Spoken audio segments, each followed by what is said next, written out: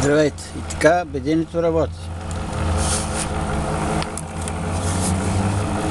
Сега ще премеряме с какви обороти се движи. 315. Okay. Транзисторът си е на лице, глимката е на лице, акумулаторът е включен. Напрежението в момента е 13, около 13 волта. Вход 12,8 волта, 0,3 ампера, 0,2, 0,3, окей. Сега изключвам акумулатора, глимката светва.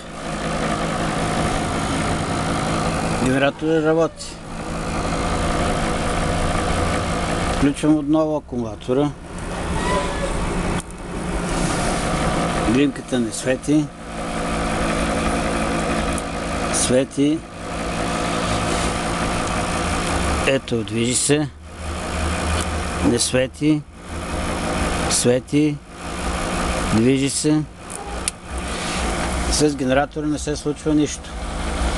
Така че, за да запазите от това нещо, слагайте паралелно глимка на емитър колектор. И много важно предупреждение, това нещо, глимката предпазва само до около 15-16 волта захранващо напрежение. Над това напрежение вече БКМВФ става много голям и в резултат отново изгаря транзистора.